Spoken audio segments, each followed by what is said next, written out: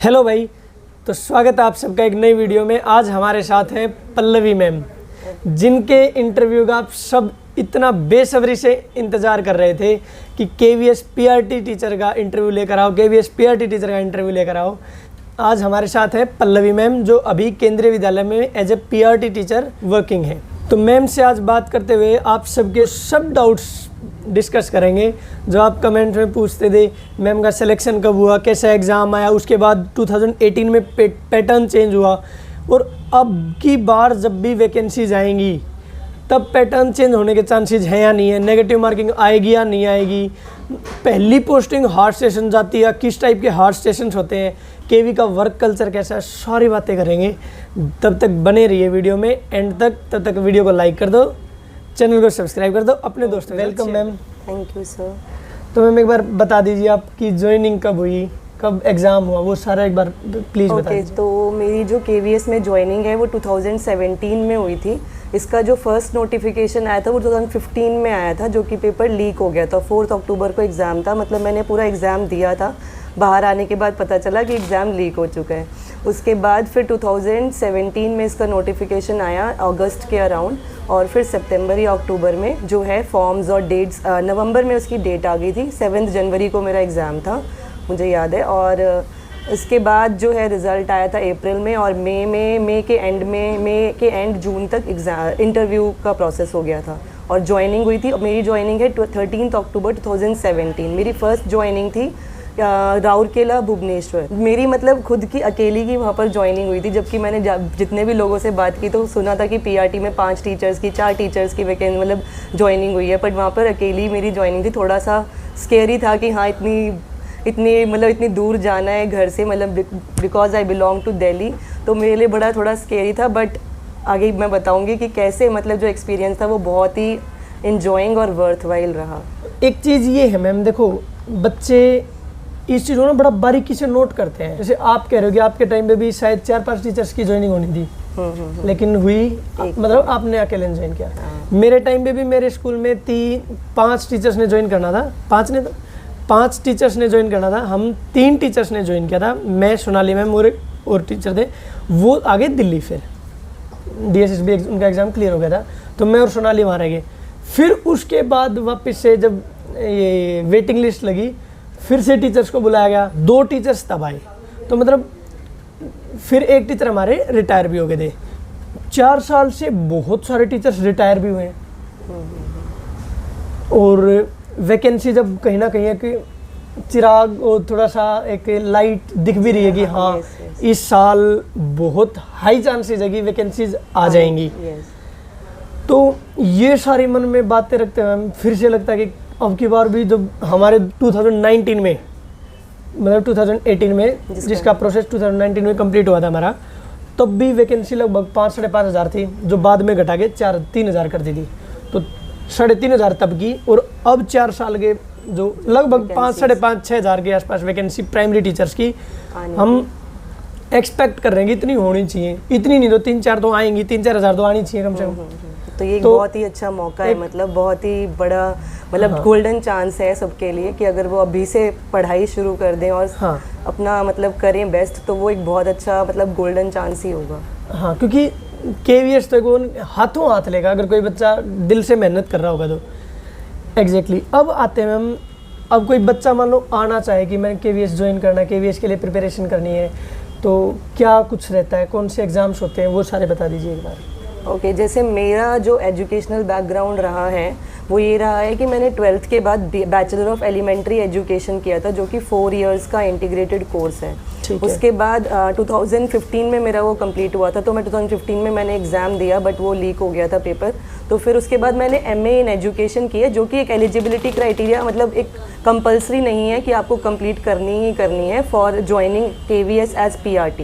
Basically वैसे आपको जो है JBT या डाइट या फिर अभी बीएड का अगर आपने कोर्स किया हुआ है तो आप KVS की PRT के लिए एलिजिबल, मतलब KVS की PRT की पोस्ट के लिए आप एलिजिबल हैं और आप अप्लाई कर सकते हैं। ठीक है, JBT कंप्लीट होगी, बीएड कंप्लीट होगी, तो हम बेसिकली एजुकेशनल वे में एलिजिबल होगी। फिर उसके बाद CTET यस उसके Yes. बाद हाँ आपको सीटेट का एग्ज़ाम जो है आपका क्लियर होना चाहिए आफ्टर या जो भी आपने कोर्स किया है जेबीटी डाइट बीएड जो भी आपने कोर्स किया है सीटेट का एग्ज़ाम आपको कंपलसरी क्लियर करना ही है। सीटेट के 2 एग्ज़ाम्स होते हैं, सीटेट 1 और सीटेट 2, एक 1 to 5 क्लास के लिए होता है और एक 6 to 8 के लिए होता है। तो प्राइमरी टीचर के लिए आपको 1 to 5 वाला जो है सीटेट Paper 1 one. वो Paper क्लियर, हाँ पेपर 1 जो है वो क्लियर करना कंपलसरी है। ठीक और है। उसके बाद फिर आपका हमारा होता है केवीएस का एंट्रेंस टेस्ट और इसके बाद होता है इंटरव्यू। तो जो केवीएस का एंट्रेंस टेस्ट है वो 150 मार्क्स का होता है और उसके बाद 60 मार्क्स का इंटरव्यू होता है। फिर अब एंट्रेंस एग्ज़ाम होता है मैम एक तरह से, तो उसमें क्या प्रोसीजर रहता है, कितने कौन कौन से सब्जेक्ट्स पूछे जाते हैं, क्या उसमें नेगेटिव मार्किंग होती है क्या डीएसएसबी की तरह, और जो भी उसके प्लस माइनस जो भी आप बताना चाहो एक बार प्लीज़ वो बता दीजिए। ओके सो 2017 में जो पैटर्न था और जो अभी 2018 में जो मतलब नोटिफिकेशन आई उसमें जो पैटर्न था वो टोटली डिफरेंट था। मतलब बहुत सारी चीज़ें उसमें चेंज हो गई थी, जैसे कि 150 मार्क्स का हमारा भी एग्ज़ाम था, 150 मार्क्स का ही 2019 वाला भी था, बट जो पार्ट्स थे उसके वो बिल्कुल डिफरेंट थे। जैसे कि 2017 में Hindi 15 marks, English 15 marks, pedagogy 40 marks, current affairs 40 marks and reasoning 40 marks. आपका जब एग्ज़ाम हुआ था तो उस समय एक पैटर्न अलग था, फिर आपने हमारे वाला पैटर्न भी ऑब्जर्व किया, तो आप थोड़ा सा बेहतर रूप से इसको एनालाइज कर सकते हो। लेकिन थिंक कि मैं एक बार बताना चाहता हूँ भाई सबको कि जो फर्स्ट एंड सेकंड पार्ट है ना, जो ऑफिशियल पैटर्न होता है उसमें ये कहते हैं भी 2 पार्ट है। फर्स्ट पार्ट है एक तरह से 10 मार्क्स की हिंदी, 10 मार्क्स की इंग्लिश, जो बाकी बच गया वो है फिर सेकंड पार्ट। हाँ जो सेकंड पार्ट है उसमें क्या क्या आता है, 10 नंबर का आपका कंप्यूटर, 10 नंबर की करंट अफेयर या जीएस, 20 नंबर की पेडागोजी और 10 नंबर की रीजनिंग। सेकंड पार्ट में जो 80 मार्क्स का अलग से रह गया उसको वैसे शायद सब्जेक्ट कंसर्न बोलते हैं। Yes. अब उसमें क्या करते हैं 20 नंबर की ईवीएस देते हैं, ओके हाँ सॉर्ट ऑफ जीएस ही होती है उसमें इंक्लूडेड, 20 नंबर की साइंस, उसके बाद 10 नंबर की हिंदी और 10 नंबर की इंग्लिश देते हैं। ओके तो तो अब- चांसेस हैं कि हाँ नया पैटर्न, कुछ नया डिफरेंट पैटर्न इस बार भी हो सकता है। जैसे कि डीएसएसबी में जो दिल्ली गवर्नमेंट का एग्जाम होता है उसमें नेगेटिव मार्किंग होती है। केवीएस का एक बेस्ट चीज़ ये है कि इसमें नेगेटिव मार्किंग का कोई नेगेटिव मार्किंग नहीं होती है, तो शायद में भी हो सकता है कि इस बार वो नेगेटिव मार्किंग वाला पॉइंट जो है ऐड कर दें, बट इसकी कोई गारंटी नहीं है क्योंकि ऑब्वियसली पैटर्न जो है 2017 में चेंज हुआ, फिर 2018 में चेंज हुआ, तो मे बी अब जो इतने ईयर्स से जो वैकेंसीज नहीं आई हैं, 3 या 4 ईयर्स हो चुके हैं आई थिंक, सो तो जो वैकेंसीज़ हैं वो बहुत ज़्यादा भी आने वाली हैं ऑब्वियसली, क्योंकि केवीएस में काफ़ी सारी जो पोस्ट हैं वो वैकेंट हैं, क्योंकि जनरली रिटायरमेंट और ये सब चीज़ें देखें तो बहुत ज़्यादा लेवल पे हो रहा है और वैकेंसीज़ काफ़ी सारी हैं, तो वैकेंसीज़ तो बहुत ज़्यादा आने वाली हैं। तो आपके लिए लिटरली एक अब आ जाता है हम सब्जेक्ट के अकॉर्डिंग कैसे हम प्रिपेयर करें। जैसे 10 नंबर की हिंदी आती है तो 10 नंबर की बाद में भी हिंदी आती है, Yes. ऐसे ही इंग्लिश फर्स्ट सेक्शन में आती है 10 नंबर की, ऐसे ही इंग्लिश 10 नंबर की बाद में आती है, और दोनों में ही ये ग्रामर देते हैं कंप्लीट, एक एक सिनोनिम दे दिया, एक एंटोनिम दे दी, ऐसे करके। फिर ऐसे ही कंप्यूटर 10 नंबर का, करंट अफेयर 10 नंबर की, पेडागोजी 20 नंबर की, रीजनिंग 10 नंबर की।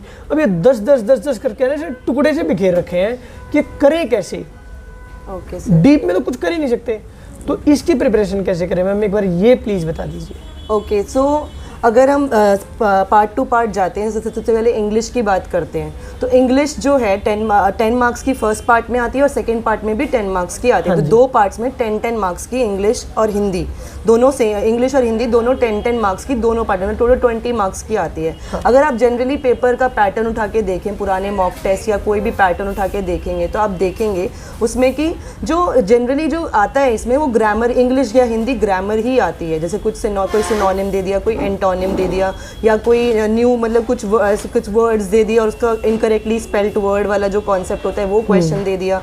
तो दोनों में जो है पैटर्न ऑलमोस्ट सेम रहता है, तो आपको जो है बेसिकली ग्रामर पे ही फोकस करना है इसमें। और इसके लिए जो है आप जैसे सपोज पहले आप क्वेश्चंस प्रैक्टिस करें, आपने पुराना पैटर्न देखा, आप सिलेबस देखें कि कौन कौन से टॉपिक्स हैं। अगर आप केवीएस का सिलेबस उठा के देखेंगे तो वो पूरा एक एक टॉपिक बताता है कि देखिए इंग्लिश में ये आएगा, वर्ब्स, एडजेक्टिव्स, डिटरमाइनर्स, मॉडल्स, ये सारी चीज़ें वो पूरा स्पेसिफाई करते हैं। तो अगर आपको लगता है कि हाँ मेरा ये वीकेस्ट पॉइंट है, सपोज मुझे वर्ब्स में प्रॉब्लम है, तो आप कोई भी ग्रामर बुक ले सकते हैं और उस ग्रामर बुक को यूज़ करके आप अपना जो है कॉन्सेप्ट बेसिक से लेकर एडवांस तक लेकर के जा सकते हैं। या फिर इसके अलावा आप यूट्यूब का यूज़ कर सकते हैं। यूट्यूब पे अगर आप जनरली को टॉपिक डालेंगे और आपको जो है बहुत सारी वीडियोस मिल जाएंगी और उसको आप यूज़ कर सकते हैं। जो भी आपको बेस्ट लगे उसके अकॉर्डिंग आप कर सकते हो। यस मैम आपके टाइम पे क्या था कि 15 नंबर की इंग्लिश आती थी, 15 मार्क्स की हिंदी आती थी। यस तो आपने कैसे प्रिपेयर किया था? सोर्सेज क्या थे? बुक्स बता दीजिए, कोई ऐसी बुक्स जो आपको ठीक लगी हो। ओके जो जनरली जैसे अगर हम लोग जो मतलब जो हमने अपनी स्कूल टाइम पे जो बुक्स यूज़ करी हैं, ग्रामर की बुक्स जो होती हैं उनको आप यूज़ कर सकते हो, शुरुआत से बेसिक से कर सकते हो उसको। इसके अलावा आप लूसेंट की बुक यूज़ कर सकते हैं, पैरामाउंट की बुक यूज़ कर सकते हैं। इसके थ्रू आप इसमें आपको इतने सारे क्वेश्चंस भी मिल जाएंगे। अगर आप बहुत सारे क्वेश्चंस भी वहाँ से प्रैक्टिस कर सकते हैं। आप प्रीवियस ईयर पेपर उठा के अगर आप प्रीवियस ईयर पेपर्स को भी एनालाइज करें तो आप इंग्लिश और हिंदी वाला पार्ट ऐसा है कि आप इजीली इसको कवर कर सकते हैं और इसमें आराम से आप 7 to 8 मार्क्स जो है आउट ऑफ 10 जो है दोनों पार्ट में अगर 7 to 8 स्कोर कर सकते हैं इजीली। अबव 15 सिमिलरली हिंदी के लिए अगर हम बात करें तो हिंदी की जो है ग्रामर बुक्स होती हैं, जैसे मानक हिंदी व्याकरण की, अगर आप मानक हिंदी व्याकरण की जो बुक है वो मतलब पूरा शुरुआत से शब्द विचार, वर्ण विचार, मतलब उसके लिए भी आप पहले सिलेबस को देखिए कि कौन कौन से टॉपिक्स हैं और जो टॉपिक्स हैं उनमें से जिसमें आपको प्रॉब्लम हो रही है आप बुक को उठाइए मानक हिंदी व्याकरण की और वो टॉपिक जो है पूरा बेसिक से लेकर एडवांस तक रिवाइज करिए और उसके बाद उसके क्वेश्चन ज़रूर प्रैक्टिस करिए। मेन चीज़ है वो क्वेश्चंस प्रैक्टिस करना है। क्वेश्चंस प्रैक्टिस करना भी बहुत ज़्यादा इंपॉर्टेंट है क्योंकि उससे पता चल जाएगा कि हाँ देखो ये वाला क्वेश्चन हो गया, मतलब इस टॉपिक में प्रॉब्लम है, इस टॉपिक में नहीं है, तो आप दोबारा से उस टॉपिक को फिर से रिवाइज कर सकते हैं। और इंग्लिश और हिंदी का ऐसा नहीं है कि देखिए जो 2017 में एग्जाम होता है तो 15 और 15 मार्क्स की इंग्लिश और हिंदी है, तो आप जो इंग्लिश और हिंदी का जो सिलेबस है वो ऑलमोस्ट सेम ही है 2017 में भी 2019 में भी। तो आप पुराने पेपर्स जो हैं 2018 से जो पूरा पहले के पेपर्स हैं आप उनको भी रेफर कर सकते हैं और उनसे प्रैक्टिस कर सकते हैं। तो ये बहुत हेल्पफुल होंगे वो आपके लिए। एग्जैक्टली मैम, बिकॉज क्योंकि देखो कहीं ना कहीं जो करंट अफेयर वाला पार्ट है ना वही तो एक थोड़ा सा कम हुआ है। यस अदरवाइज तो इंग्लिश भी वही है। पेडागोजी पहले 40 मार्क्स की आती थी, यस सर, अभी 20 नंबर की आती है, तो पेडागोजी भी रेफर कर सकते हो आप पे। तो इस तरह से रीजनिंग भी पहले कितने नंबर की आती थी मैम? रीजनिंग 40 मार्क्स, पहले 40 मार्क्स की आती थी, अब 10 मार्क्स की आती है, तो रीजनिंग भी आप रेफर कर सकते हो। तो अब आगे बढ़ते हुए मैम आगे आता है फिर सो कंप्यूटर साइंस जो है अगर आप पेपर्स को एनालाइज करके देखें तो आप देखेंगे बिल्कुल ही बेसिक कंप्यूटर जो है, बेसिक नॉलेज जो अगर आपको है कंप्यूटर की मतलब तो आप उसको इजीली मतलब कवर कर सकते हैं। अदरवाइज अगर आपको लगता है कि हाँ मेरी कंप्यूटर में नॉलेज इतनी अच्छी नहीं है तो आप यूट्यूब पे कोई भी टॉपिक यूट्यूब पे आप ढूंढेंगे, आपको बहुत सारी वीडियोज़ मिल जाएंगी, आप वहाँ से रेफर कर सकते हैं और कंप्यूटर को ईजिली कवर कर सकते हैं। इसके अलावा लूसेंट या अरिहंत की जो बुक्स आती हैं, मतलब पतली सी बुक आती है कंप्यूटर लिटरेसी की, उसको आप यूज़ करके अपना कंप्यूटर वाला पार्ट जो है वो इजीली कवर अप कर सकते हैं। ठीक है। और कंप्यूटर का ना ये जो हम बातें बता रहे हैं ना, इनका आपको एज इट इज़ चीज़ें मिलेंगी जब आप प्रीवियस ईयर उठाओगे ना, तो इतना बेसिक सा कंप्यूटर पूछा जाता है कि आप अगर एक बार पढ़ लोगे तो काफ़ी अच्छा हो जाएगा। लेकिन अगर आपने नहीं पढ़ा तो ऐसे आता है कि ज़रा सी गड़बड़ की वजह से आपके फ्री के नंबर कट जाएंगे। तो इसलिए इनको थोड़ा सा कम मार्क्स का है, लेकिन थोड़ा सा सीरियस ले लोगे तो 10 में से 10 नंबर आ जाएंगे। बिल्कुल तो फिर आगे बताइए मैम, फिर आता है करंट अफेयर और जीएस वाला। तो जो 2017 में था जनरली वो स्पेसिफिकली करंट अफेयर्स के ऊपर था 40 मार्क्स का, पर अभी जो है 2019 का जो पैटर्न आया उसमें करंट अफेयर्स या जीएस दोनों ही मतलब चीज़ें कवर होती है, पर मार्क्स जो है कम हो गए हैं। पहले 40 मार्क्स का था, अब 10 मार्क्स का है। तो इसमें जनरली जो है जीएस ज़्यादा पूछे थे, मतलब स्टैटिक जीके। तो उसके लिए आप जो मेन टॉपिक्स हैं, देखो जीके जो है बहुत ज़्यादा वास्ट टॉपिक है, अगर आप उसके ऊपर पूरा 10 मार्क्स की वो आ रही है तो अगर आप थोड़ा सा भी उस पर कंसंट्रेट करेंगे, जो मेन टॉपिक्स हैं उनको उठा करके आप यूट्यूब पे मतलब रेफर करेंगे यूट्यूब को, तो मुझे ऐसा लगता है कि वो ईजिली कवर अप हो सकता है। मेरे टाइम पे, हमारे टाइम पे जो था वो करंट अफेयर्स जो थे 40 मार्क्स के थे, तो मैंने जनरली जो मैगजीन्स जैसे कॉम्पिटिटिव सक्सेस रिव्यू की मैगजीन आती है, CSR मतलब शॉर्ट फॉर्म में बोलते हैं उसको, प्रतियोगिता दर्पण की जो मैगजीन आती है, या न्यूज़पेपर्स, या फिर जो है मतलब इन सब चीज़ों का आप यूज़ कर सकते हैं और इजीली आप जो है इसको जो है इस पार्ट को कवर कर सकते हैं। तो अभी आपको मैगजीन पे भी जाने की ज़रूरत नहीं पड़ेगी, क्योंकि 10 मार्क्स की अगर ये पार्ट आ रहा है तो आप इजीली यूट्यूब वीडियोज़ के थ्रू आप इजीली उसको कवर अप कर सकते हैं। आप थोड़ा बहुत मतलब करंट अफेयर्स, अगर आप डेली अपडेट रहते हैं करंट अफेयर्स के बारे में, तो ये एक बहुत बड़ा हेल्पिंग सोर्स हो जाते हैं। हाँ। इसमें तो करंट अफेयर देखें कहाँ से मैम? अगर यूट्यूब से देखते हैं तो, और करंट अफेयर या स्टैटिक जीके जो आती है मेनली वो पार्ट, क्योंकि नाम तो इसका करंट अफेयर बोला उन्होंने, तो जो स्टैटिक जीके है कहीं ना कहीं वो क्या करंट अफेयर से रिलेटेड ही होती है? एक बार ये बता दीजिए। ओके, तो करंट ऑब्वियसली जो स्टैटिक जीके, जैसे कि अगर सपोज कोई ओलंपिक गेम्स हुए हैं या फिर कोई भी कुछ नया हुआ है, कुछ नया मतलब कोई पुल बनाया गया है, कुछ भी, तो वो जो है वो सारा पार्ट जो है स्टैटिक जीके में आ जाता है। तो हम उसको इजीली, आप कुछ यूट्यूब के चैनल्स हैं जैसे कि स्टडी IQ या फिर क्रेजी जीके ट्रिक्स, ये कुछ यूट्यूब के चैनल्स हैं जिनको आप यूज़ कर सकते हैं और आप इजीली जो ये पार्ट है इसमें आप आराम से मतलब 5 अबव आई थिंक स्कोर कर सकते हैं, अगर आप कुछ बेसिक इंपॉर्टेंट चीज़ें जो हैं उसको देख लेते हैं। हाँ जी, अगर आप डेली करंट अफेयर्स थोड़ा बहुत भी अपडेटेड रह रहे हैं, अगर आप डेली हैबिट डाल रहे हैं कि हाँ मुझे करंट अफेयर्स सुनने हैं, देखने हैं, तो मतलब उससे जो है आपको 2 पार्ट में हेल्प हो जाएगी। एक तो आपको ये 10 मार्क्स वाला जो पार्ट है GS और करंट अफेयर्स वाला, वो भी आपका इजीली कवर होगा। इसके अलावा अगर आप EVS का पार्ट देखें, जो कि सब्जेक्ट कंसर्न वाले पार्ट में आता है, 20 मार्क्स की EVS आती है, तो उसमें भी आपको बहुत ज़्यादा हेल्प मिल जाएगी। जैसे कि कुछ अगर हम प्रीवियस क्वेश्चंस उठा के देखें तो कुछ क्वेश्चंस ऐसे आ जाते हैं जो कि करंट अफेयर्स से रिलेटेड भी होते हैं उसमें। तो अगर आप करंट अफेयर से अपडेटेड रहेंगे तो आपको EVS वाले पार्ट में भी बहुत हेल्प मिल जाएगी। जो 20 मार्क्स का पार्ट है उसमें आपको एटलीस्ट आप देखेंगे तो 3 to 4 क्वेश्चंस जो हैं उसमें आपके इजीली कवर अप हो सकते हैं उसके थ्रू। ठीक है, फिर टाइम पे 40 मार्क्स के आते थे। Yes sir. और जब उसके बाद जब पैटर्न चेंज हुआ तो 20 मार्क्स का हो गया, तो उसके बारे में बता दीजिए आपने कैसे प्रिपरेशन की थी? क्योंकि सेम मार्क्स बेशक कम हुए हो लेकिन वेटेज तो ऑलमोस्ट सेम ही है, तो 40 से 20, लेकिन फिर भी आप उसकी वैल्यू को कम नहीं आंक सकते। 20 मार्क्स कंपेरेटिवली 20 से तो ज़्यादा मार्क्स किसी भी सब्जेक्ट के नहीं है, तो अब इसको कैसे कवर करें? ऑब्वियसली सर, इसमें एक मार्क्स ऑब्वियसली इंपॉर्टेंट है। तो पेडागोजी अगर पहले 40 मार्क्स की थी और अभी 20 मार्क्स की, तो अभी भी मतलब इम्पॉर्टेंस उसकी इक्वल ही है। तो जो पेडागोजी के लिए आप ये कर सकते हैं, जैसे अगर आपने जो भी आपने कोर्स किया है, जैसे डाइट, JBT, BLED या कोई भी आप कोर्स कर रहे हैं, कोर्स आपने जो किया है उसके जो नोट्स हैं, आप इम्पॉर्टेंट जो थ्योरीज़ हैं, जैसे कि अगर आप सिलेबस उठा के देखें और उसमें देखें कि कौन कौन सी थ्योरीज़ जो हैं इंपॉर्टेंट हैं, तो आप उन थ्योरीज़ को जो है रिवाइज़ करिए, अपने नोट्स से रिवाइज़ करिए, कॉलेज के नोट जो आपके स्कूल कॉलेज के नोट्स से उनसे रिवाइज़ कीजिए, या फिर यूट्यूब पे आप सर्च मार लीजिए उस कॉन्सेप्ट को रिवाइज़ कीजिए और मेन उसके बाद फिर क्वेश्चंस प्रैक्टिस करिए। इसमें बेसिकली सबसे इंपॉर्टेंट मुझे लगता है कि क्वेश्चंस प्रैक्टिस, क्योंकि प्रैक्टिकल बेस्ड जो है क्वेश्चंस आते हैं, तो इसमें क्वेश्चंस प्रैक्टिस करना भी एक इंपॉर्टेंट पार्ट है, जो कि आप मतलब मॉक टेस्ट के थ्रू या किसी भी मतलब प्रीवियस ईयर पेपर्स को लेकर के आप कर सकते हैं।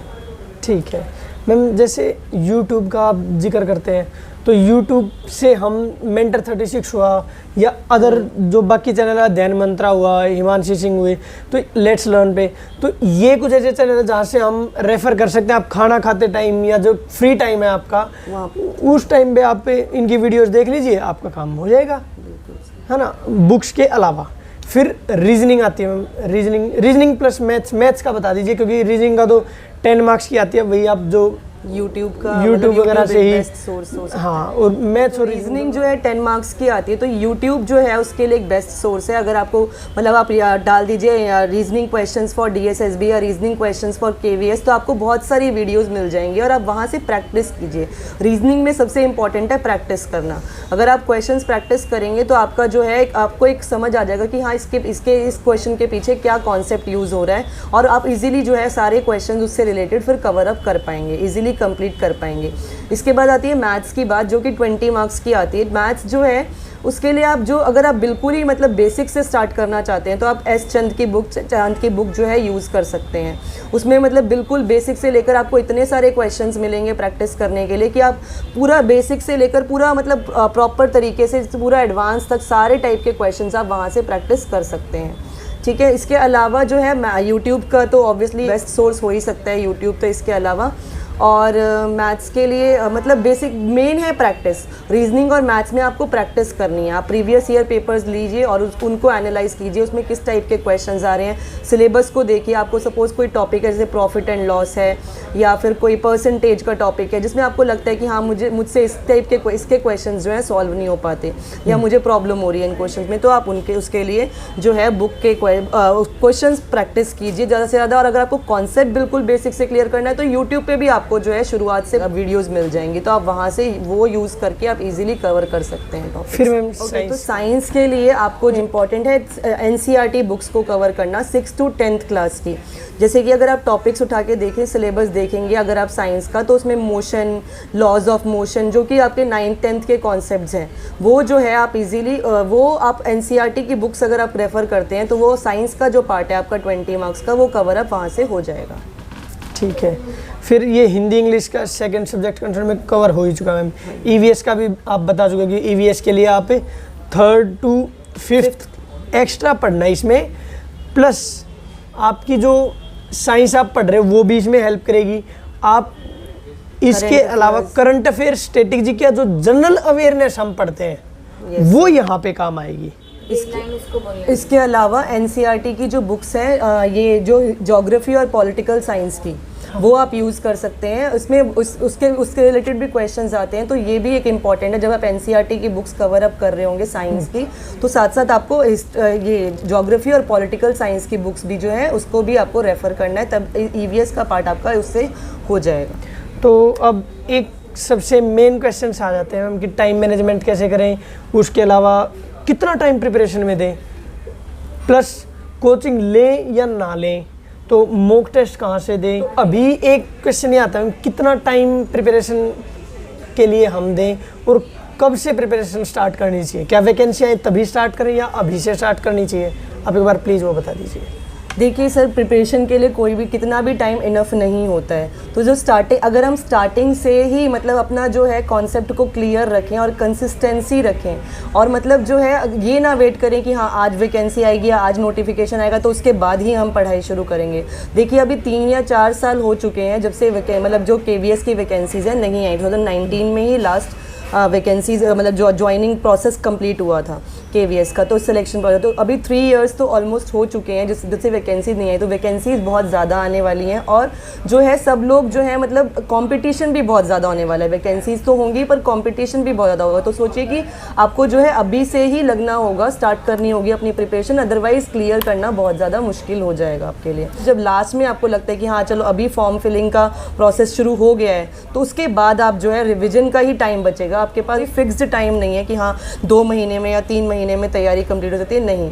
ये आपका खुद का आपको पता होगा कि हमें कितना, मुझे कितना आता है, मुझे कितना रिवाइज करना है, क्या करना है, तो वो आपको खुद को नॉलेज है, तो उसके अकॉर्डिंग आप अपने आप को जज करिए और अपना क्लियर। ठीक है मैम, फिर मॉक टेस्ट कहाँ से करें? ओके, मॉक टेस्ट के लिए सबसे जो बेस्ट है वो ये टेक्स्ट बुक या ग्रेडअप की ऐप जो है, वहाँ से आपको बहुत सारे पेपर्स जो हैं केवीएस पीआरटी अगर आप पेपर्स देखें तो आप उसका जो है वो ले सकते हैं, सब्सक्रिप्शन ले सकते हैं और आप उसको जो है यूज़ कर सकते हैं। या फिर कोई भी जो आप कहीं से कोचिंग ले रहे हो अगर वो प्रोवाइड करवा रहे हैं आपको मॉक टेस्ट, तो ठीक है, उसमें भी कोई गलत चीज़ नहीं है। तो एक ये हो गया। फिर आता है कोचिंग लेनी चाहिए या नहीं लेनी चाहिए?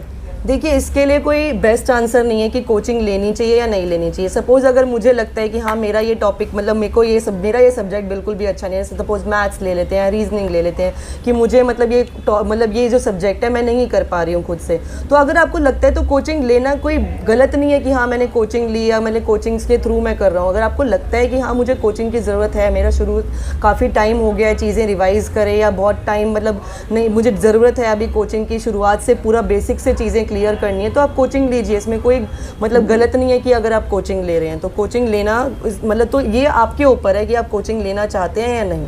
ठीक है, तो ये तो हो गया मैम हमारी प्रिपरेशन का। अब बच्चे भाग भाग के पूछेंगे सर इसकी कट ऑफ कितनी जाएगी, तो कट ऑफ वगैरह सर इतना बाद की बातें भाई, बहुत बाद की बातें हैं। आप 150 को ही एम करके चलिए, कम से कम 150 नहीं ना 120 से ऊपर तो टारगेट करिए ही करिए, क्योंकि जिस हिसाब से बच्चे प्रिपेयर कर रहे हैं ना, तो आप अगर तब भी ये मान के चलोगे कि 95 पे कट ऑफ चली जाएगी तो कहीं ना समझिए हमारी। अब नेक्स्ट चीज़ आती है हम आपको कितना टाइम हुआ केंद्रीय विद्यालय में? सिर्फ 5 इयर्स अभी कंप्लीट हो जाएंगे अक्टूबर में। ठीक है, तो सबसे पहली पोस्टिंग कहाँ थी मैम आपकी? मेरी फर्स्ट पोस्टिंग राउरकेला में थी, केवी राउरकेला, भुवनेश्वर रीजन में है ये।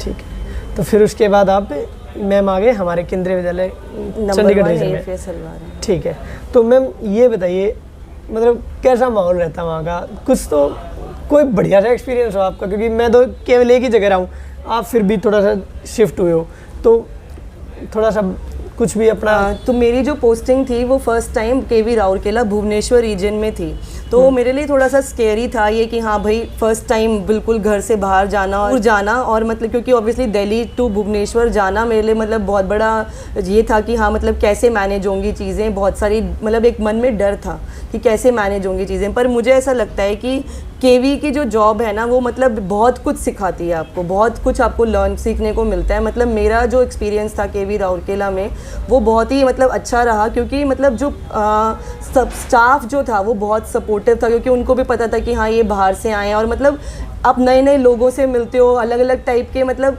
हर स्टेट से। क्या अलग अलग स्टेट से? अलग अलग टाइप नहीं, अलग अलग स्टेट से, अलग अलग स्टेट के लोगों के अलग अलग कल्चर के मतलब कल्चर से आप कल्चर के आपके बारे में आपको जानकारी मिलती है, अलग अलग कल्चर के बारे में। तो बहुत कुछ आपको नई नई चीज़ें पता लगती हैं जो कि आप एक जगह पे स्टेबल रह के नहीं जान सकते। तो अगर आप अलग अलग जगहों पर जाते हैं तो आपको मतलब बहुत कुछ सीखने को मिलता है, आप नए लोगों से मिलते हैं, उनसे बातचीत करते हैं, आपको पता लगता है कि हाँ क्या क्या चीज़ें, क्या क्या डिफरेंट चीज़ें हैं। तो उसके बाद मेरा जो है ट्रांसफ़र केवी मतलब ये लुधियाना चंडीगढ़ रीजन में हुआ। तो वहाँ पर भी मतलब जो मतलब एक्सपीरियंस है वो बहुत ही बढ़िया रहा, और मतलब एक प्रोफेशनली ही नहीं, केवी जो है आपको पर्सनल ग्रोथ में बहुत ज़्यादा हेल्प करता है। ठीक है मैम, बहुत कुछ आप अपनी तरफ से कुछ ऐड करना चाहते हो? तो मुझे ऐसा लगता है कि आपको जो है केवी की जो जॉब है मतलब बहुत ही, अगर आप मेहनत करेंगे, थोड़ी सी मेहनत करेंगे तो आप बहुत इजीली इसको क्लियर कर लेंगे। और मैं मतलब लिटरली प्रे करती हूँ कि हाँ सब लोग मतलब इतनी मेहनत करें और क्लियर करें इस एग्ज़ाम को, और फिर आप लोग भी इंटरव्यू देने के लिए सर के पास आएँ। और थैंक यू सर। तो भाई आप में से भी एक जो बच्चे मेहनत कर रहे हैं, कुछ हो गए, बहुत सारे डाउट्स होंगे जो हम नहीं पूछ पाए होंगे, तो आपसे रिक्वेस्ट है आप कमेंट सेक्शन में पूछ सकते हो, हम इसकी एक कॉम्प्लीमेंट्री वीडियो बना देंगे। और ये आज हमारा 4th इंटरव्यू था, तो थोड़ा सा डल दिख रहे होंगे तो हैंडल कर लेना आप लोग। तो बहुत बढ़िया लगा मैम आपसे बात करके, होपफुली आगे और ज़्यादा आपके साथ वीडियोज़ बनाएंगे। तो धन्यवाद भाई आप सबका वीडियो को देखने के लिए। वीडियो को लाइक कर दीजिए, चैनल को सब्सक्राइब कर दो, दोस्तों के साथ शेयर कर दो, और अपने डाउट्स कमेंट सेक्शन में बेफिक्र होकर पूछिए, सभी डाउट्स के लिए आपको आंसर कर दिया जाएगा। Thank you. भारत माता की जय, जय श्री राम।